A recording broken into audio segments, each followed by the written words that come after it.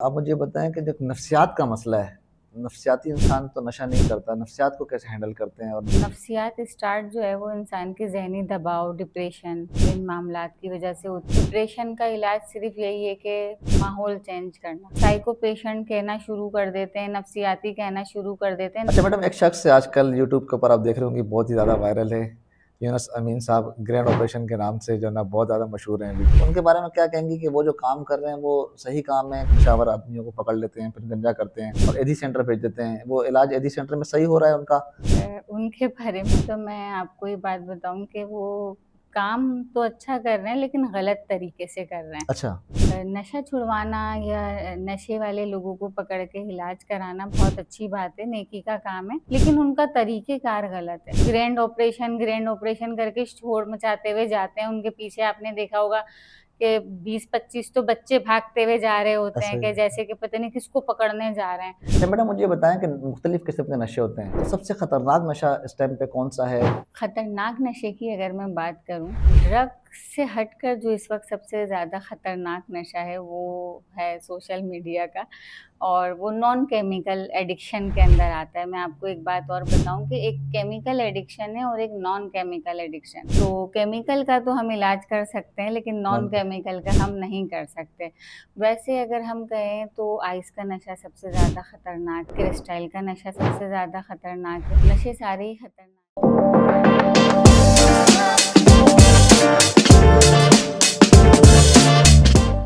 अस्सलाम वालेकुम everyone, it's me Rashid Bhatti and you are watching Bhatti साहब चैनल। दोस्तों आप देख रहे हैं भट्टी साहब पॉडकास्ट। आज के पॉडकास्ट पे जो हमारा इशू है वो एक ऐसा इशू है जो आजकल हर घर के अंदर से एक अफराद ऐसा निकल आता है जो दीमक की तरह पूरे खानदान को तबाह कर देता है। एक अफराद खराब होने से पूरा खानदान तबाह हो जाता है और हर दूसरे घर के अंदर ये इशू है। जी हाँ, मैं बात कर रहा हूँ नशे की। नशा इस तरीके से हमारे नौजवानों को खा रहा है कि जिसकी मिसाल आप लोगों के सामने है कि जहाँ रोड से गुजरे हैं, किसी पुल से गुजरे हैं, जहाँ देखें तो पोड्री, आइस पीने वाले लोग, नौजवान, पढ़े लिखे नौजवान जिस तरीके से तबाह हो रहे हैं वो आप लोगों के सामने है। इस इशू पर बात करने के लिए आज हमने जिस गेस्ट को बुलाया है, नादिया अवैस, जिनका नया रास्ता रिहैबिलिटेशन सोशल वर्कर हैं वो। आइए उनसे बात करते हैं। अस्सलाम वालेकुम मैडम, कैसी हैं? ठीक है वालेकुम अस्सलाम। मैडम, आपका बहुत बहुत शुक्रिया कि आपने वक्त निकाला हमारे प्रोग्राम में आने के लिए सबसे पहले। Most welcome. अच्छा मुझे ये बताएं कि किस तरीके से सोचा आपने, इस तरीके से नशा हमारी कौम को बर्बाद कर रहा है, तो ये सोशल एक्टिविटीज जो आप करती रहती हैं माशाल्लाह शोबा वकालत में भी हैं, क्या सोचा आपने, क्या आपका जहन ने काम किया कि इसको किस तरीके से खत्म करना चाहिए और किस तरीके से इसको खत्म कर रही हैं आप? सबसे पहले तो मैं आपको बताऊं कि ये स्टार्ट करने की एक तवील कहानी है, अगर हम करेंगे तो बहुत लंबा हो जाएगा। तो मैं इन शॉर्ट आपको बताऊं कि व्हेन आई वाज स्टूडेंट, जब मैं स्टूडेंट थी तो मैंने सोशल वर्क पढ़ा है। सोशल वर्क में हमें फील्ड वर्क मिलता है, हमें थीसिस मिलते हैं। तो जब मुझे एक असाइनमेंट मिला तो मैंने उसमें से मंशियात को सिलेक्ट किया और उस असाइनमेंट के ऊपर मैंने काम किया और कराची के बहुत सारे मुख्तलिफ इदारों के विज़िट किए। वहाँ पे किस तरह इलाज होता है, कैसे लोग हैं, किस तरह कर रहे हैं, वो तमाम चीज़ें देखी। उसके बाद अपना असाइनमेंट मुकम्मल किया, थीसिस कंप्लीट किए और बीएस मुकम्मल हमारा हो गया और उसके बाद उस चीज़ को हमने वाइंड अप कर दिया। फिर उसके बाद एलएलबी में जो है शोबा वकालत के अंदर मैं अपनी प्रैक्टिस के अंदर आई। बहुत सारी चीज़ों को हमने देखा। फिर उसके बाद एक नई ज़िंदगी स्टार्ट हुई सोशल एक्टिविटी से। जब सोशल एक्टिविटी में आई तो दीगर काम किए, ख़वातीन पे भी काम किए और अभी तक कर रहे हैं। बहुत सारे मसाइल पर लोगों के काम किए, लेकिन जो सबसे ज़्यादा अहम मुझे लगा वो ये लगा, क्योंकि इस पर मैं स्टडी कर चुकी थी और सडनली एक ऐसी सिचुएशन क्रिएट हुई कि मुझे एक इदारे का विज़िट करना पड़ा। जब मैंने उस इदारे में विज़िट किया और वहाँ की सिचुएशन देखी, वहाँ के हालात देखे, तो उसके बाद मेरे दिमाग में ये आया कि मैं लोगों के लिए काम करूँगी, क्योंकि मैं इस चीज़ को पढ़ चुकी हूँ। मैं इस पे थीसिस बना चुकी हूँ, मुझे नॉलेज है और मैं लोगों को काउंसलिंग कर सकती हूँ, मैं बता सकती हूँ, मैं इलाज कर सकती हूँ। और 3 साल होने वाले हैं मुझे। अच्छा माशाल्लाह। तो 3 साल के अंदर मैंने इस चीज़ को महसूस किया है कि जब हम किसी शख्स को इस लत से निकाल देते हैं, तो उसकी फ़ैमिली की तरह हमें भी बहुत ज़्यादा खुशी होती है कि हमने एक ऐसा काम किया है जिसे लोग नामुमकिन समझते हैं। तो तमाम काम अपनी जगह पर हैं, लेकिन किसी नशे वाले शख्स को उसकी ज़िंदगी में दोबारा से बहाली लेकर आना, मैं कहती हूँ कि ये इंसानियत के लिए एक बहुत बड़ी जंग है।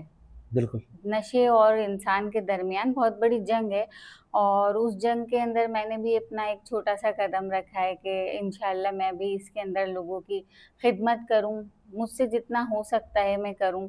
लोगों को अवेयरनेस दूँ इस चीज़ के बारे में क्योंकि लोगों को पता ही नहीं है कि नशे का इलाज भी होता है, ये एक बीमारी है।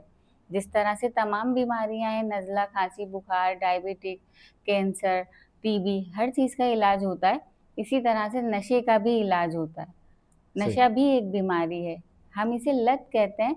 लत तो है, ये लग जाती है लेकिन लत कन्वर्ट इन डिज़ीज़ बीमारी बन जाती है। ये एक बीमारी है और जिस तरह से हर बीमारी का इलाज होता है, इसी तरह से इसका भी इलाज होता है। प्रॉपर वे में इसका एक ट्रीटमेंट किया जाता है क्योंकि इसकी एक प्रोग्रामिंग है, ठीक है? और इस प्रोग्राम के तहत इसका इलाज किया जाता है 3 महीने, 9 महीने, 1 ईयर्स तो वो डिपेंड करता है पेशेंट के ऊपर कि उसकी कंडीशन कैसी है। अच्छा मैडम, मुझे ये बताएँ कि मुख्तलिफ़ किस्म के नशे होते हैं, तो सबसे खतरनाक नशा इस टाइम पे कौन-सा है? चरस होती है, एक आइस होती है, कुछ लोग शराबी हो जाते हैं और ये कुछ पाउडर होते हैं, तो इस वक़्त सबसे ज़्यादा खतरनाक नशा कौन-सा है? अ, खतरनाक नशे की अगर मैं बात करूँ तो ड्रग्स से हटकर जो इस वक़्त सबसे ज़्यादा खतरनाक नशा है वो है सोशल मीडिया का और वो नॉन केमिकल एडिक्शन के अंदर आता है। मैं आपको एक बात और बताऊँ कि एक केमिकल एडिक्शन है और एक नॉन केमिकल एडिक्शन है। सही।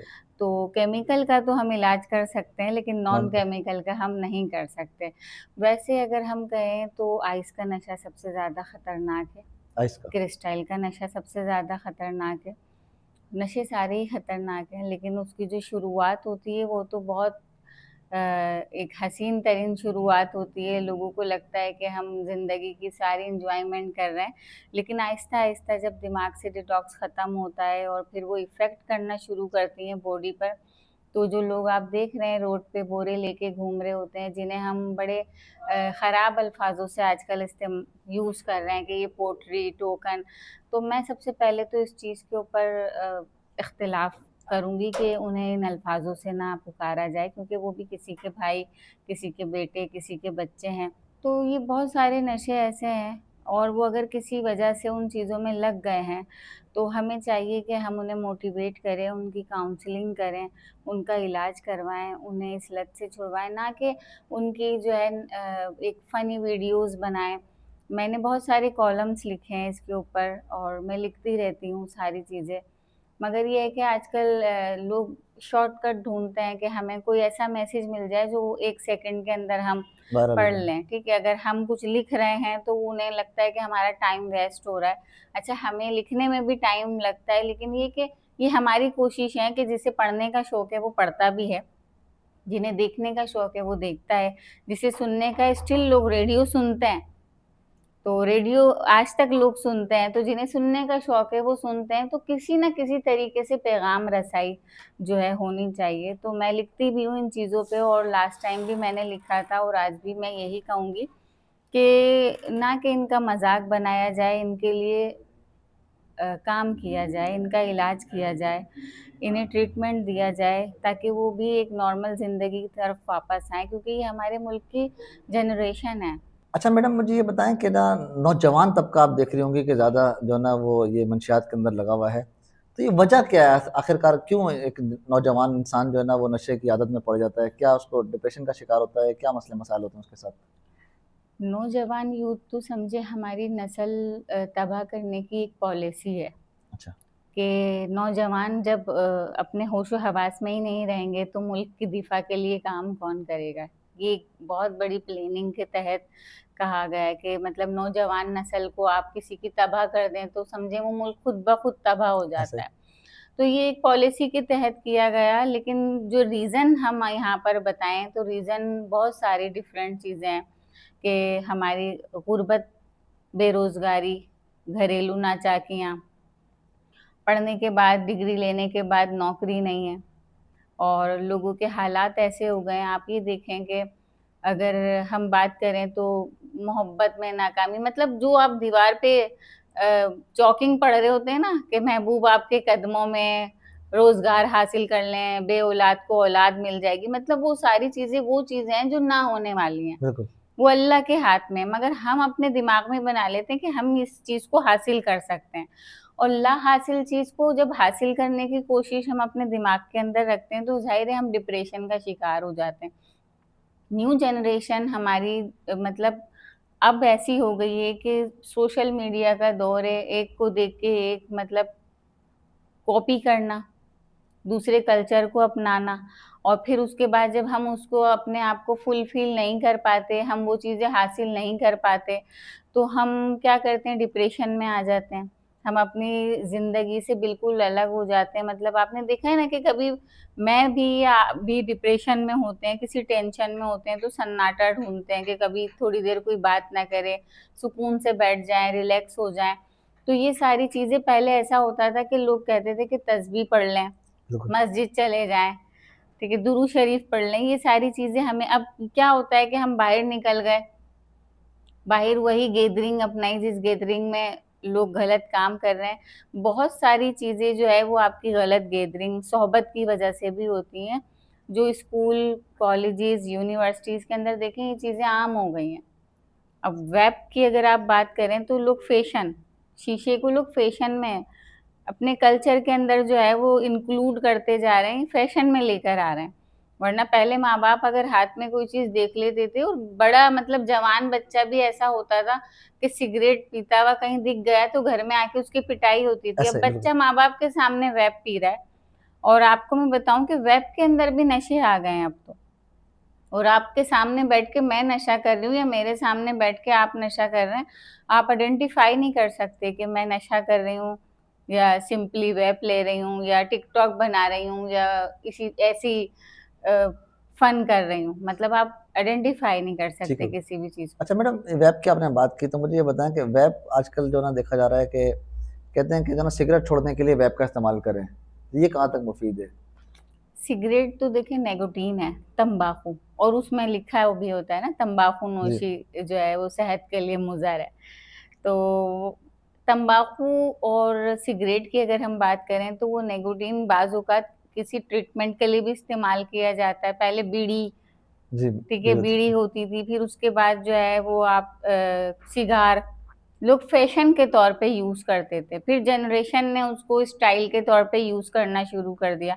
अब वो cigarette style convert into vape, web. ठीक है। अच्छा, वेप पहले क्या था कि वो फ्लेवर है, अगर आपको आदत हो गई है तो आप फ्लेवर यूज़ करें, जैसे कि हुक्का, तम्बाकू डालते हैं, तमाम चीज़ें डालते हैं तो हम हुक्का पीते हैं, मगर फिर वो शीशा आ गया क्या, फ्लेवर है। मतलब वो उनकी सखावत में वो नशे के तौर पे यूज़ कर रहे हैं हुक्के को या सखावत के तौर पे यूज़ कर रहे हैं, मगर एडिक्शन है। तलब होती है, पान खा रहे हैं आप, नहीं खा रहे उसकी भी तलब होगी, आप जैलानी छालिया खाते हैं उसकी भी तलब होती है, हुक्के की भी तलब होती है, तो अब आपने उसको फैशन में लेकर आ गए कि भई वो शीशा है। इसी तरह से सिगरेट को भी आप फैशन के अंदर वेप के स्टाइल में लेकर आ गए कि आप स्टूडेंट्स लाइफ में भी बैठे हैं, आप स्कूल में भी बैठे हैं, तो टीचर्स आपको कुछ बोलेंगे ही नहीं। आप सिगरेट हाथ में लेके पिएँगे तो ज़ाहिर-सी बात है वो आपके नशे के बिल्कुल, अंदर बिल्कुल। इंक्लूड हो जाएगा। लेकिन अगर आप वेप लेके बैठे हैं तो वो एक फैशन के तौर पे, लेकिन वेप के अंदर भी निकोटीन है, क्योंकि विदाउट केमिकल आप स्मोक कैसे कर सकते सही। हैं? स्मोक केमिकल से ही होता है, और आप केमिकल यूज़ कर रहे हैं तो इसका मतलब वो भी किसी एडिक्शन के अंदर आ रहा है, और आप कैसे कह सकते हैं कि सिगरेट छुड़वाने के लिए वेप यूज़ कर रहे हैं। अब मैं आपको वेप का बताऊँ कि वेप के अंदर भी मतलब हर नशा मौजूद है। आइस, जिसको हम खतरनाक नशा कह रहे हैं, आइस जो है वो फ्लेवर यानी कि आइस आपको वेब के अंदर अब अवेलेबल है यहाँ पर भी। और मैंने थोड़ी देर पहले ही कहा कि मैं क्या कर रही हूँ आप पहचान ही नहीं सकते, क्योंकि आइस का नशा ऐसा होता है ना, तो उसमें आपको बेहोशी तारी होगी, ना आपकी बॉडी लैंग्वेज चेंज होगी, ना आप में कोई ऐसी एक्टिविटी होगी कि जिससे पता चले आपको कि मैं नशा कर रही हूँ, बल्कि मैं अपने आप में और एनर्जेटिक महसूस होंगी, आपसे ज़्यादा काम करूँगी, आपसे ज़्यादा बोलूँगी, तो आपको ऐसा लगेगा कि भई अगर ये नशे में होती या नशा कर रहे होता तो इसके अंदर कोई ना कोई तो चेंजिंग आती। बिल्कुल। बट वो आफ्टर द टाइम जब एक टाइम ड्यूरेशन खत्म हो जाता है और बॉडी जो है उन चीज़ों को एक्सेप्ट करना खत्म कर देती है, फिर वो चीज़ें इफ़ेक्ट करती हैं। जो लोग रोड पे नज़र आ रहे होते हैं, वो मतलब बहुत टाइम पीरियड्स के बाद उन चीज़ों पे आते हैं ओवरडोज़ होके, क्योंकि एक चीज़ डोज़ बढ़ता रहता है। और आपकी बॉडी जो है उसको एक्सेप्ट नहीं करती। ये सही। सारी चीज़ें बढ़ना शुरू हो जाती हैं, तो वेब को भी हम ये नहीं कहेंगे कि छुटवाने के लिए, वेब खुद एक नशा है। सही। अच्छा मैडम मुझे ये बताएँ कि ये जो आइस है, अच्छा ये जितने भी पाउडरी हैं जैसे नशावर, तो ये नशा दिन के टाइम पे ज़्यादा ताकतवर होता है या रात के टाइम पे अक्सर देखा ही जाता है कि दिन में आप कहीं से गुज़र रहे हैं तो वो सारे के सारे पड़े हुए हैं, कोई यहाँ पे लेटा हुआ है, कोई वहाँ पे लेटा हुआ है और रात के टाइम पे वही सारे सुपरमैन बन जाते हैं, कोई खंभा तोड़ के ले आता है, कोई रोड तोड़ के ले आता है, बड़े से बड़ा वज़न उठा-उठा के कंधे पे ले आते हैं, वैसे सुबह तो खुद भी खड़े नहीं हो पा रहे होते। तो ये रात के टाइम पे क्या कोई एक्स्ट्रा एनर्जी इनको मिलती है, ये रात में सुपरमैन क्यों बन जाते हैं?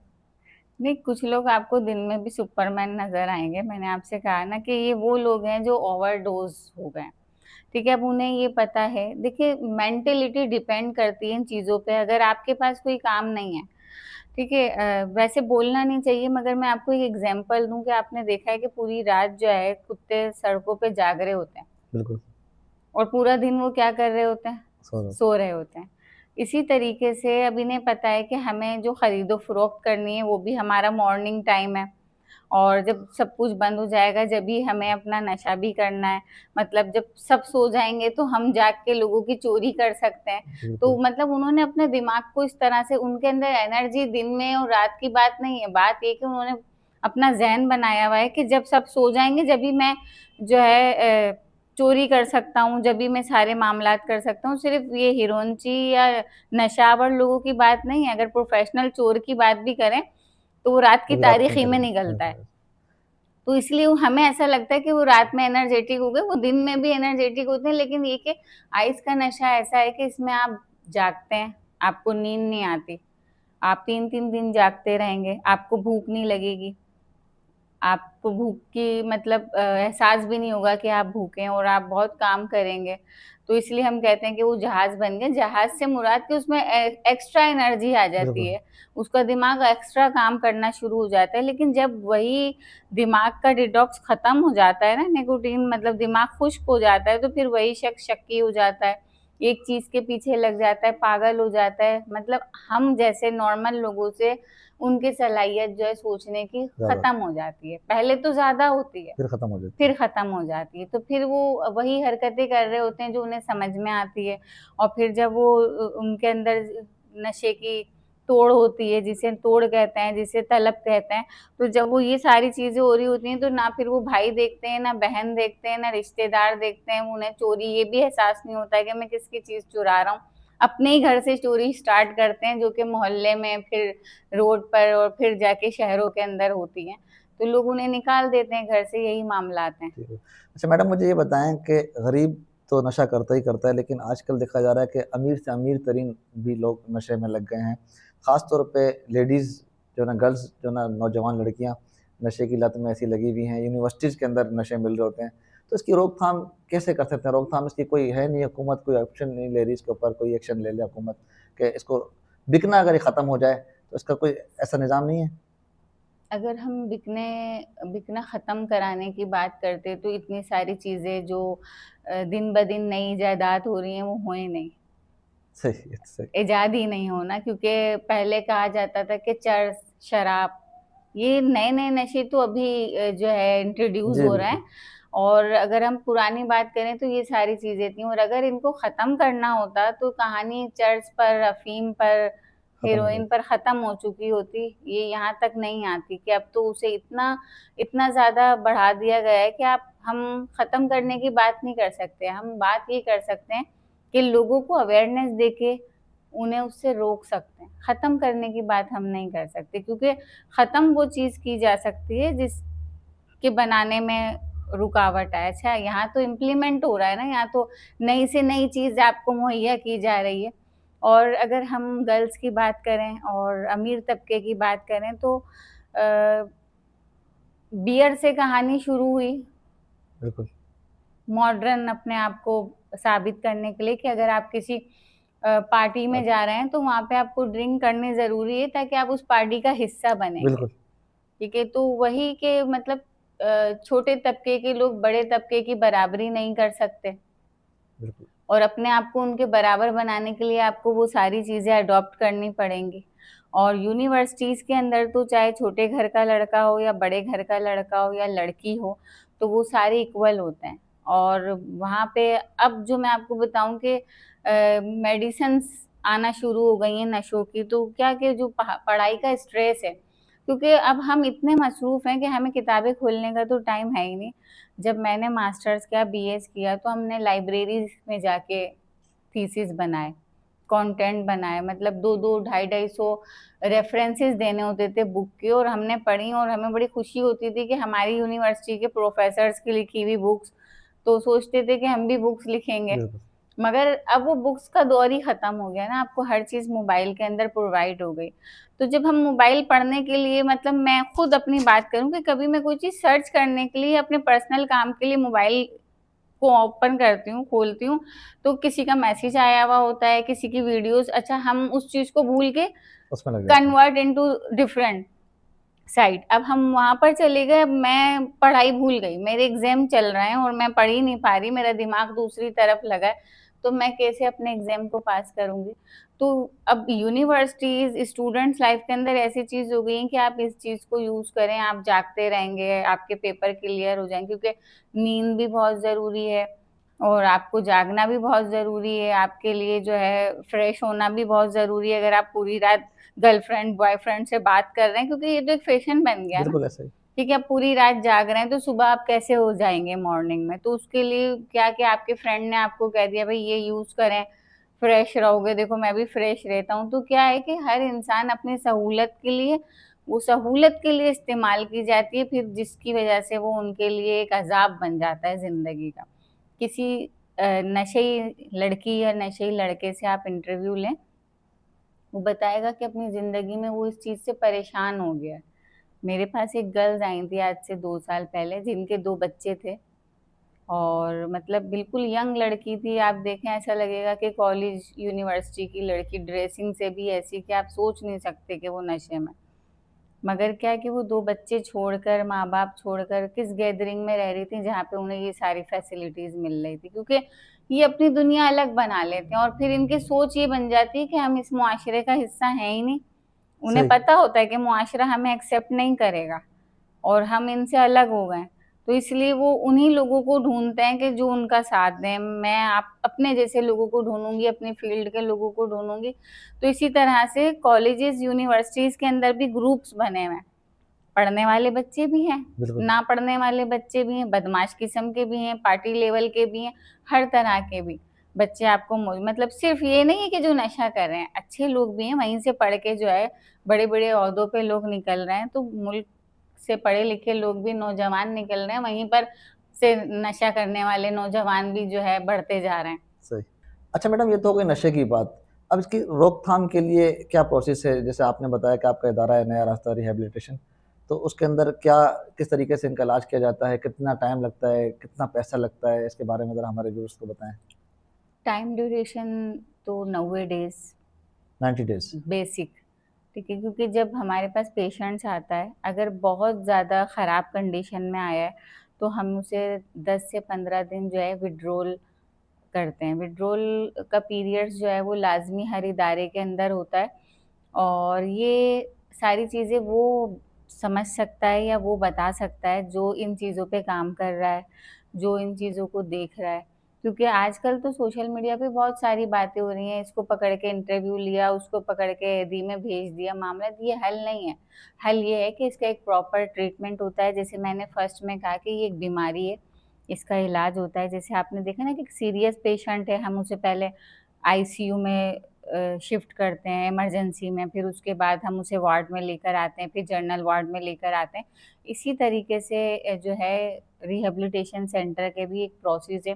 15 दिन जो है वो विथड्रॉल में रहता है, जिसमें हम उसको किसी से मुलाकात नहीं करने देते, क्योंकि जब नशा एकदम से बंदा छोड़ता है तो उसके जिस्म के अंदर, उसकी बॉडी के अंदर वो खतरनाक पेन का सामना करता है।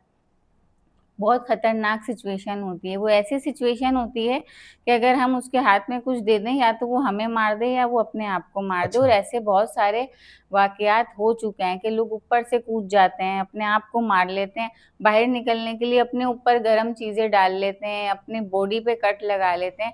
इसलिए हमारे जो इदारे हैं उसके अंदर हम छुरी, माचिस, रस्सी, इवन के मतलब जो हमारे पास पेशेंट एडमिट होते हैं, हम उसे इज़ारबंद तक नहीं बाँधते। अच्छा। उन्हें इलास्टिक देते हैं ताकि वो ऐसा ना हो कि कभी वो अपने गले में फंदा लगा लें, क्योंकि ऐसे बहुत सारे वाक़यात हो चुके हैं।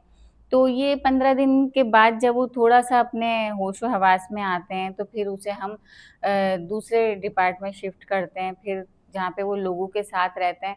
फिर उसमें उनकी प्रॉपर मॉर्निंग क्लास होती है, जिसमें प्रोग्राम के तहत उन्हें कुछ नुकात सिखाए जाते हैं, कुछ पढ़ाए जाते हैं, उनकी एक्टिविटीज़ करवाई जाती हैं, ठीक है? उन्हें ज़िंदगी से मुताल्लिक, दीन से मुताल्लिक, दुनिया से मुताल्लिक तमाम चीज़ें सिखाई जाती हैं। प्रॉपर एक टाइमिंग होती है, मॉर्निंग में अलग टीचर्स जो है उन्हें लेक्चर देता है, सिखाता है। फिर आफ्टरनून के अंदर अलग होता है उनका, फिर रात में उनकी एक पूरे दिन की एक्टिविटीज़ होती है, जिसमें अपनी वो फीलिंग्स को शेयर करते हैं पूरे दिन की। सही। फिर उसके बाद मतलब जब मंथ कंप्लीट हो जाता है, तो फिर वो अपनी नॉर्मल रूटीन के अंदर आ जाते हैं। फिर उन्हें जो है अलग डिपार्टमेंट शिफ्ट किया जाता है।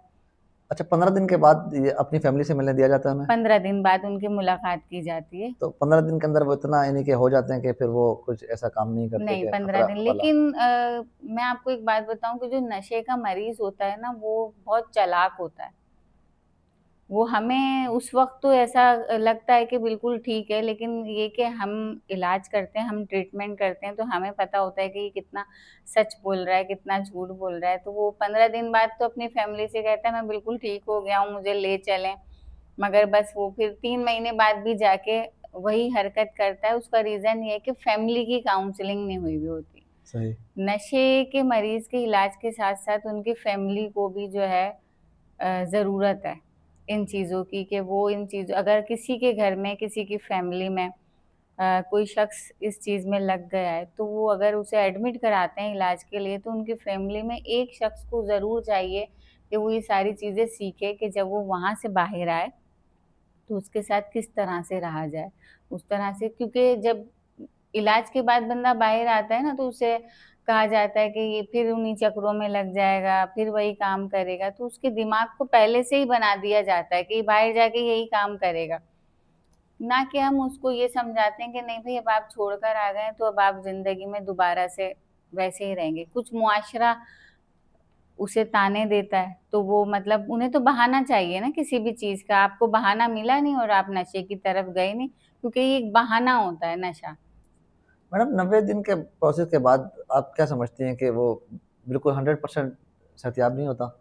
अगर हम बात करें तो जैसे कि जो हमारे दिमाग के ऊपर ड्रग्स इफ़ेक्ट करती है कोई भी नशा, तो 40 महीने तक उसका असर हमारे दिमाग में रहता है। 40 महीने तक? जी, लेकिन 90 डेज़ जो है वो ये होता है कि आपकी एक्टिविटीज़ चेंज हो जाती है, मेंटालिटी चेंज हो जाती है और आपकी रूटीन चेंज हो जाती है। तो उसमें ये है कि आप उस चीज़ के बगैर रहने के आदी हो जाते हैं।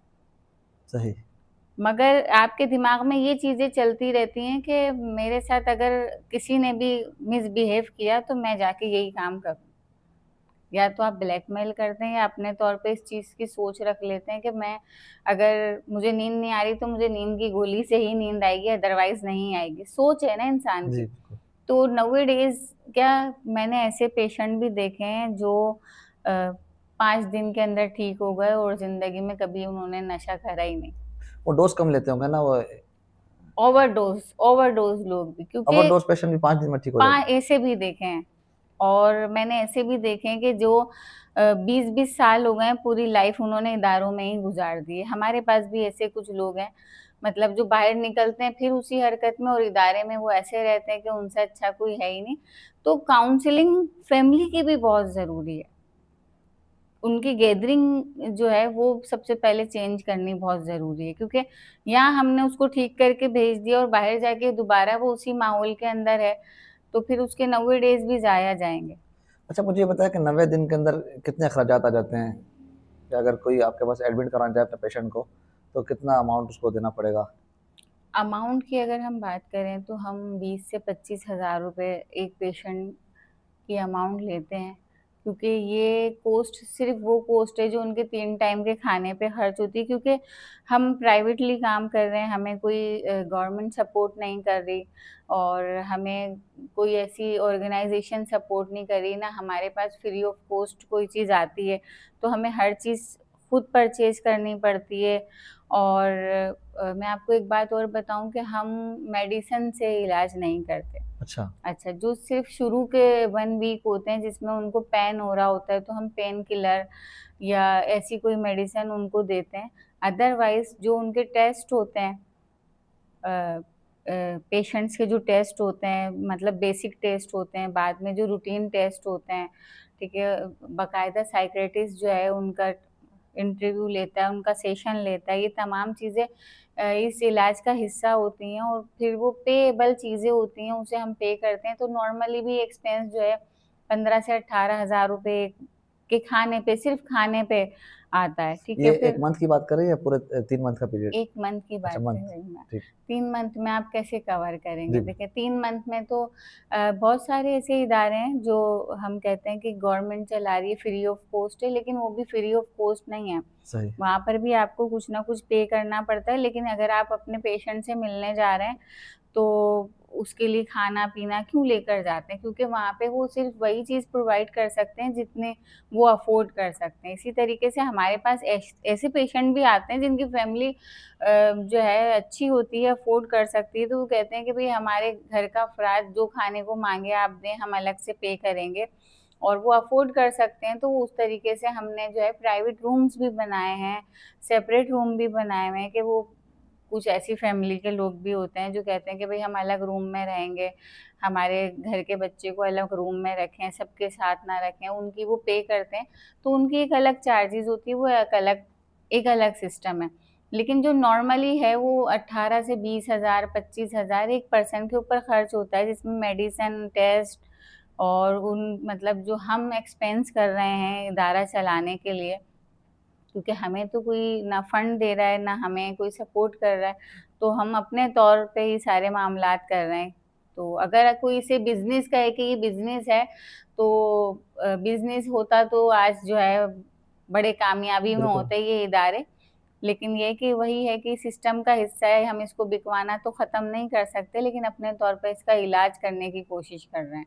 अच्छा मैडम, मैं आपको बताऊँ, जैसे कि आपने बताया कि 1 मंथ का 20-25 हज़ार रुपए, अभी रिसेंटली मेरा एक दोस्त इस नशे के अंदर पड़ा हुआ था, तो उसकी फैमिली ने उसको एक इदारे के अंदर एडमिट करवाया। तो वो अभी मैंने सुना कि वो वहाँ पे उन्होंने कोई 12 लाख रुपए 4 दिन के दिए, 4 महीने के दिए, और अपने घर बेच के, जो ना गाँव में उनका घर था, वो बेच के जो उन्होंने अपने बेटे का इलाज करवाने का सोचा, और वो 12 लाख रुपए जमा करवाए। लेकिन 4 महीने का प्रोसेस करके आया, 2 महीने वो सेट रहा, उसके बाद फिर से वो नशे में लग गया। तो अब दोबारा उसको भर्ती कराने के लिए फिर उनको जो ना, जब वहाँ पे गए तो ये दोबारा नशे में लग गया, फिर उन्होंने 3 लाख की डिमांड कर दी। तो इतना पैसा लगा के इंसान जो ना, और फिर दोबारा वो नशे में लग जाए, तो फिर ये प्रॉपर इलाज मेरे ख्याल में हुआ नहीं हुआ है। इसका मैं आपको बता रही हूँ कि हमारे यहाँ पर ऐसे इदारे भी हैं जो लाखों रुपए लेते हैं। मैंने अपनी जी, गुफ्तगू में आपको जी, बताया, जी। और मैंने ये कॉस्ट अपने इदारे की बताई क्योंकि मैं इन चीज़ों को ऑब्ज़र्व कर चुकी हूँ। अगर मैं मतलब लाखों रुपए लोगों से लूँ, तो मैं अपने आप को सोशल एक्टिविस्ट कैसे कहूँगी? बिल्कुल। सोशल वर्क तो फलाही काम करना है। अब मैं फलाही काम बिल्कुल फ्री ऑफ कॉस्ट इसलिए नहीं कर सकती क्योंकि मेरे पास कोई सपोर्ट नहीं है। मुझे कहीं से फंड नहीं आ रहा, मुझे हुकूमत सपोर्ट नहीं कर रही, ये तो मैंने अपनी मदद आप एक काम स्टार्ट किया और मैं कर रही हूँ। मतलब इसके अंदर ये है कि हमारे पास ऐसे पेशेंट भी हैं जिनकी फैमिली हमें छोड़ के गई हैं, तो वो 1 साल से 1.5 साल से आके पूछ ही नहीं रहीं। तो अच्छा। ना हम उसको भगा सकते हैं, अगर मैं फॉर एग्ज़ाम्पल मेरे पास 100 पेशेंट्स हैं, तो 100 में से 30 तो ऐसे हैं कि जिनकी फैमिली पूछने ही नहीं आती, दोबारा आती ही नहीं है, उनसे मिलने भी नहीं आती। मिलने भी तो नहीं फिर वो अपना आती। अमाउंट हर महीने भेजते हैं या फिर बस? कुछ भी नहीं भेजते। तो मतलब फिर हमें किस तरीके से अपने मामलात को देखना पड़ता है कि हमारे पास 70 की पेमेंट आ रही है, 30 की नहीं आ रही। तो 70 में से कोई 2 या 10 पेशेंट्स ऐसे हैं जो हमारे को 20 से ज़्यादा 40 अफ़ोर्ड कर सकते हैं और हम उनके सामने हर बात क्लियर करते हैं। तो हम बैलेंस को रखते हैं कि भई वो जो 30 मेरे पास हैं, उनके खाने के मामलात, उनकी सारी चीज़ों के मामलात हमें, क्योंकि देखिए जब 1 साल बाद पेशेंट बिल्कुल ठीक हो जाता है, वो हमारे इदारे का एक हिस्सा बन जाता है, हमारे साथ काम, मामलात हर चीज़ के अंदर हाथ बटाता है, तो फिर वो हमारी रिस्पॉन्सिबिलिटी होती है, ना कि हम उसे भगा सकते हैं। अगर वो बाहर जाएगा तो हमारा इलाज खराब हो जाएगा, तो फिर हम उन्हें अपने साथ इदारे के साथ जोड़ के रखते हैं। तो उनको हम खाना-पीना, उनकी पिकनिक, उनको लेकर जाना, उनको मुआशरे से मिलवाना, उन्हें प्रोग्राम में लेकर जाना, उनके कपड़े, हर चीज़ का ख़्याल फिर उनका हम ही रखते हैं। तो ये सारी चीज़ें हमें ही मैनेज करनी पड़ती हैं। और रही बात लाखों रुपए की, तो ऐसे इदारे मौजूद हैं जो लाखों रुपए ले रहे हैं, लेकिन बात यही है कि वो मेडिसिन से इलाज। अच्छा मैडम, मंशियात के ऊपर तो बहुत तफ़सीली आपने गुफ्तगू की। आप मुझे बताएँ कि जो नफ्सियात का मसला है, नफ्सियाती इंसान तो नशा नहीं करता, नफ्सियात को कैसे हैंडल करते हैं और नफ्सियाती इंसान क्यों हो जाता है? किस वजह से नफ्सियात के अंदर मुब्तला हो जाता है वो? नफ्सियाती मामलात जो है हम उसे हैंडल उसी वे में करते हैं काउंसलिंग करके, क्योंकि नफ्सियात स्टार्ट जो है वो इंसान के ज़हनी दबाव, डिप्रेशन, इन मामलात की वजह से होती है। और डिप्रेशन का इलाज सिर्फ़ यही है कि माहौल चेंज करना, और ना कि किसी को अगर कोई नफ्सियाती हो गया है। अच्छा, मैंने एक चीज़ और देखी है कि लोग उसे साइको पेशेंट कहना शुरू कर देते हैं, नफ्सियाती कहना शुरू कर देते हैं, ना कि उसकी काउंसलिंग करते बिल्कुल। हैं। अच्छा, हमारे पास अगर कोई आता है तो मैं खुद सेशन लेती हूँ पर्सनली, तो मैं सबसे पहले तो पूछती हूँ उनके साथ मसला क्या है। फिर वो अपने मामलात बता रहे होते हैं, आधा झूठ, आधा सच। तो फिर उसमें से कुछ पॉइंट हमें मिलते हैं कि इसकी बिहाफ़ के ऊपर इसके दिमाग में ये डिप्रेशन है। फिर उसे रिमूव करने की कोशिश की जाती है कि ज़्यादातर, अभी देखें क्योंकि मैं वकालत से भी वाबस्ता हूँ, तो बिल्कुल। इतने खुला के और तलाक के केसेज़ हैं। तो जिसके अंदर देखा जाता है कि कहीं ख़वातीन डिप्रेशन का शिकार हुई हुई हैं, कहीं मर्द डिप्रेशन का शिकार हुए हुए हैं, और कहीं-कहीं ऐसा है कि हस्बैंड वाइफ़ के चक्कर में बच्चे जो हैं, वो जो अगर समझदार हैं, वो बिल्कुल। डिप्रेशन का शिकार हुए हुए हैं। तो अ, मोहब्बत में नाकामी, बेरोज़गारी, घरेलू मामलात, ये सारी चीज़ें डिप्रेशन की वजह बनी हुई हैं हमारे मुल्क में बहुत ज़्यादा। तो उसका इलाज यही है कि उसको हम किसी मेडिसिन से ठीक नहीं कर सकते, उसका इलाज सिर्फ़ और सिर्फ़ काउंसलिंग है। ठीक। उन्हें मोटिवेट करना, उनको काउंसलिंग के ज़रिए उनके दिमाग को ये समझाना कि भई वो पागल नहीं है, नॉर्मल ही इंसान है। क्योंकि पागल जो होता है ना, जिसे हम पागल कहते हैं, पागल जो है वो पैदाइशी होता है, जिसकी ज़हनी सलाहियत कम साईं होती है। जिसे कहते हैं। हाँ, ज़हनी सलाहियतें जिनमें कुदरती तौर पे जी। कम होती है, जिनकी नशो-नुमा नहीं हो रही होती, तो वो एबनॉर्मल, डिसेबल, इन कैटेगरीज़ के अंदर आ जाते हैं। लेकिन एक शख़्स नॉर्मल लाइफ़ से नफ्सियाती हो गया या साइको हो गया, तो वो है एक किस्म एडिक्शन की, कि वो सोचों को अपनी जो है नेगेटिव कर लेते हैं। तो जब आपकी सोच नेगेटिव हो जाती है, तो आपके दिमाग के अंदर हर चीज़ जो है वो नेगेटिविटी आते एंग्ज़ायटी बढ़ जाती है। फिर उसके बाद आप जो है डिप्रेशन का शिकार हो जाते हैं। वो डिप्रेशन बढ़ते-बढ़ते एक दिन ऐसा होता है कि फिर आपको फ़िट्स आने लग जाते हैं, आपको हर बंदा ऐसा लगता है कि वो आपके साथ गलत रवैया कर रहा है। किया एक ने होता है, या कोई एक हादसा सही। ज़िंदगी के अंदर इंसान के साथ होता है, वो उसके दिमाग के ऊपर बहुत ज़्यादा असर करता है, और ये सारे मामलात जो है नफ्सियात की तरफ आ जाते हैं। और इसका इलाज हम ना कि किसी मेडिसिन से करते हैं, मेडिसिन तो हम नशे वालों के लिए भी इस्तेमाल नहीं करते। सही।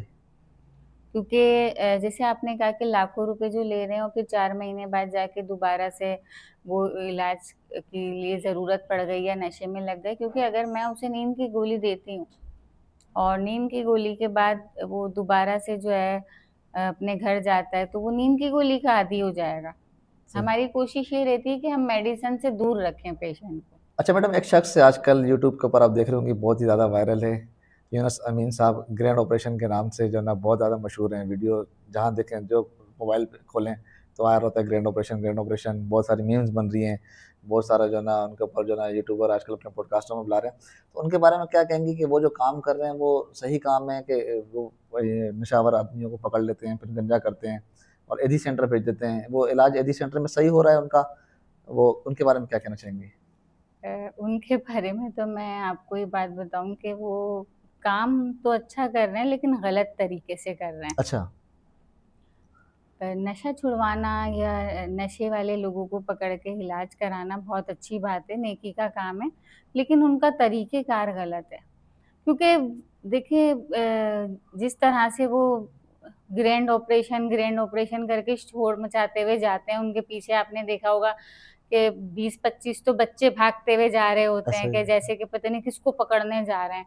और फिर वो कहेंगे ये रिक्शे में सो रहे हैं चोरी करके, ये फुटपाथ पे सो रहे हैं जनाब, आराम फरमा रहे हैं। अच्छा, जिसको आप चोर कह रहे हैं, जिसे आप पोट्री कह रहे हैं, जिसे आप कह रहे हैं कि ये मामलात कर रहा है, ये किसी के घर का बेटा है, बिल्कुल। किसी के भाई है। किसी माँ मतलब का देखिए लाल है। वो मैं आपको एक बात बताऊँ कि ये मुआशरे का हम कहेंगे कि इनको कि इतनी सारी चीज़ें ये बुरी लत के अंदर लग गए, लेकिन हैं वो हमारे जैसे ही। तो हमारे पास इतने पेशेंट्स आते हैं, लेकिन ये एक प्राइवेसी है। हम उनकी वीडियोज़ बना के नहीं डालते क्योंकि जब वो रिकवर होके माशरे में दोबारा से ठीक होके जाएँ, ना कि लोग उन्हें प्रीवियस चीज़ दिखा के कि देखो बिल्कुल, तुम ये बिल्कुल। काम कर रहे थे, देखो तुम्हें ऐसे उठाया था, देखो तुम चोरी कर रहे थे। तो उसका रिवीजन करा के उसको ज़िंदगी भर एहसास-ए कमतरी में डालने वाली बात है। फर्स्ट, सेकंड ये कि वो पेशेंट्स को लेकर जाते हैं। अभी गार्डन वेस्ट में भी वो आए थे, वहाँ पर एक गार्डन वेलफेयर चला रहे हैं। तो उन्होंने उन्हें पकड़ा, उनको नहलाया। ज़ाहिर-सी बात है जब एक गंदे से बंदे को आप बिल्कुल। नहलाएँगे तो वो साफ-सुथरा लगेगा, उसे गंजा किया, उसे टोपी पहनाई, उसके हाथ में तस्बीह दी, उसे एनवेलप दिया। अच्छा मैं तो फर्स्ट ये कि एनवेलप किस चीज़ के लिए दिया? सही। मतलब एनवेलप क्या, ना ईद है, ना बकरा-ईद है कि आप उसे ईदी दे रहे हैं, ठीक है? एनवेलप दिए उसे, तो आई डोंट नो कि वो खाली थे कि भरे हुए थे, उसमें क्या था? फिर उसके बाद उसे क्या करते हैं कि वो शायद ईदी में दे देते हैं। अच्छा मैं ये कह रही हूँ कि ईदी में तो खुद स्पेस नहीं है और 2 दिन पहले मेरे पास ही एक ऐसा शख्स आया कि मैडम वो ले जाके हमें 2 दिन बाद तो छोड़ देते हैं। अच्छा, जी। 2 दिन बाद छोड़ देते हैं। 2 दिन बाद छोड़ देते हैं या फिर सिर्फ़ वीडियो की हद तक वो बना के छोड़ देते हैं या फिर वो थाने में जैसे पुलिस उनके साथ होती है, एसएचओज़ उनके साथ होते हैं, या तो वो 1 आध दिन थाने में रखते होंगे और फिर उसके बाद उन्हें छोड़ देते होंगे जब तक कोई इदारा उन्हें नहीं लेके जाता। तो ये इलाज नहीं है। मैंने सही। आपको बताया इलाज एक प्रॉपर वे में इलाज किया जाता है। तो वो जो साहब भी हैं, मुझे तो उनका नाम भी ठीक से याद नहीं है, यूनुस अमीन। यूनुस अमीन साहब, तो उन्हें शायद इलाज के बारे में कुछ मालूमात नहीं है कि इसका इलाज भी होता है। सही। तो लिहाज़ा उनको तो पहले अगर ये काम कर रहे हैं, तो उनको प्रॉपर वे में इस चीज़ को सीखना चाहिए और तज़लील करना बहुत गलत बात है। ये चाहे वो नशा कर रहा है या कुछ भी कर रहा है बिल्कुल और सही बात है, किसी माँ का लाल है, वो अगर नशे के अंदर लग गया है हाँ। और उसकी फैमिली उससे परेशान है और वो घर कहते हैं छोड़ ना के कि चला गया है। मक़फ़ाते अमल है और हमें डरना चाहिए।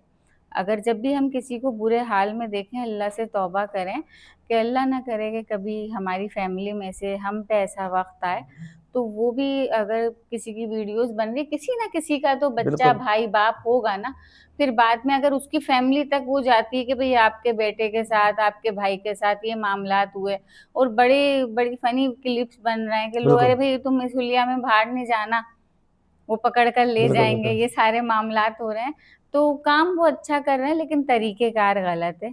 सही। वो जो है अगर पकड़ के लेके जाते हैं, मुझसे एक नशे करने वाले बंदे ने कहा कि मैडम इलाज करवाएँ और एक वीडियोज़ मैंने देखी भी है कि उसमें एक बंदा कह रहा है कि भई अगर आप लेके जा रहे हैं तो हमें प्रॉपर इलाज की ज़रूरत है, हमारा इलाज करवाएँ। जैसे आपने कहा कि फैमिली अफ़ोर्ड नहीं कर पाती, बिल्कुल। क्योंकि जो हमारे फ्री ऑफ कॉस्ट वाले इदारे चल रहे हैं, वहाँ तो स्पेस ही नहीं है।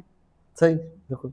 क्योंकि उनकी खुद एक अगर हम सिविल हॉस्पिटल, जिना हॉस्पिटल, गवर्नमेंट के हॉस्पिटल्स की बात करें, इमरजेंसी में आपको वेंट नहीं मिलेगा, बिल्कुल। एनआईसीयू के अंदर इंट्रीब्यूटर नहीं मिलेगा, क्योंकि हमारे गवर्नमेंट के जो जितने भी इदारे हैं, फलाही इदारे हैं, उनकी हालत ऐसी है क्योंकि गुर्बत इतनी फैल चुकी है, बेरोज़गारी इतनी फैल चुकी है कि कोई प्राइवेट चीज़ अफ़ोर्ड कर ही नहीं सकता जी। और अगर गवर्नमेंट इदारे ये सब कुछ फुलफ़िल कर रहे होते, तो प्राइवेट इदारे खुलने की ज़रूरत ही नहीं बिल्कुल। थी। मैं या और इदारे जो काम कर रहे हैं, उन्हें ज़रूरत ही नहीं थी, फिर हम भी उनके साथ ही मिलकर काम करते, उनका हिस्सा बनते।